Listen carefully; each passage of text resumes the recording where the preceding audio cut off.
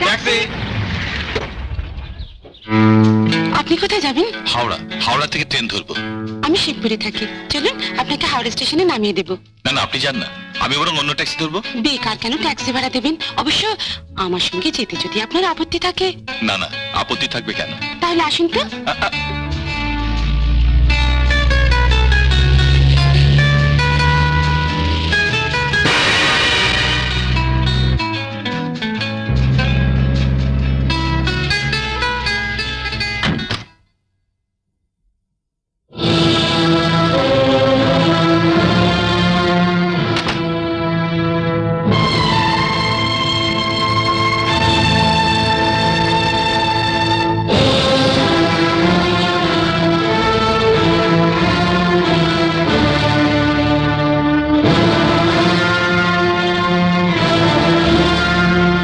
শোনো, বলছিলাম অফিস থেকে বেরিয়ে তোমাকে হাওড়া ছুটতে হয়।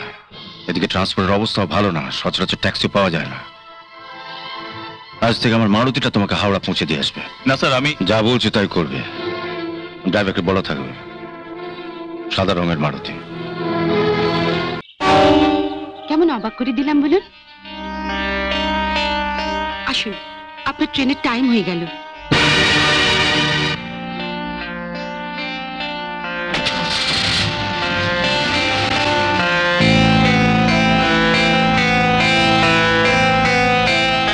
আপনি নিশ্চিন্ত থাকুন স্যার, এতদিন আমাদের কোম্পানি অর্ডারটা না পেলেও এবার আমি নিয়ে আসবই।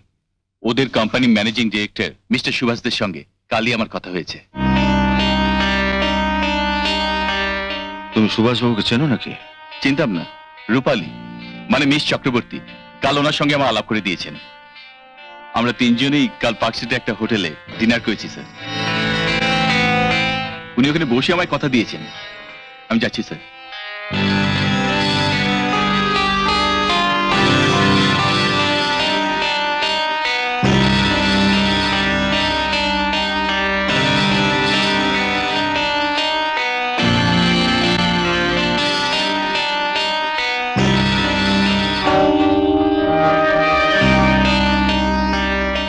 একটা রিকোয়েস্ট ছিল স্যার।